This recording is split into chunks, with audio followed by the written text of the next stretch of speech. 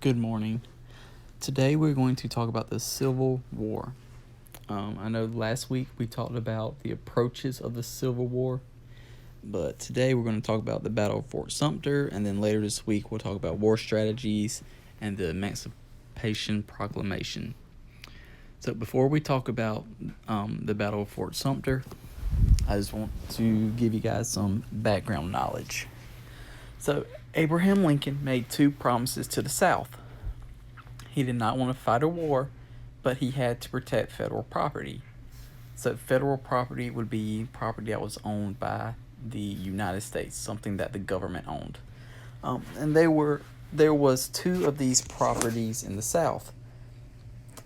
One in South Carolina called Fort Sumter, and another in Florida called Pensacola.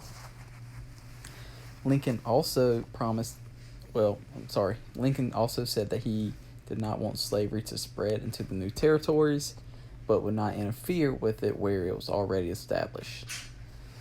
So, Abraham Lincoln did not want slavery to spread into the new territories that the United States were acquiring, but if certain states had already had slavery, he wasn't going to interfere and get rid of that slavery. However, the South did not believe the promises that he made. So the Battle of Fort Sumter. The war began with the Battle of Fort Sumter in Charleston, South Carolina. This was the first battle of the Civil War. President Abraham Lincoln informed the Confederate President Jefferson Davis that he was resupplying the Union troops at Fort Sumter. The Confederate Army ordered them to surrender and open fire on the Union troops. The Union Army would not surrender and moved to Fort Sumter. The Confederate Army opened fire on the Union Army and officially started the Civil War. The battle lasted for 34 hours, so this lasted for over an entire day.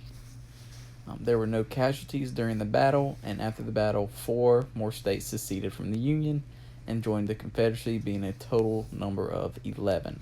Now that the war was coming, both sides began recruiting troops and planning strategies. So Abraham Lincoln was considered the president of the Union. Jefferson Davis was considered the president of the Confederate Army.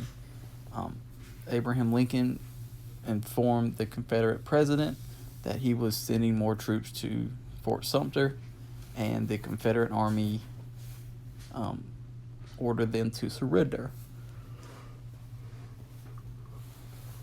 So they didn't surrender, and they opened fire onto Abraham Lincoln's Union Army, and that's kind of how the war started.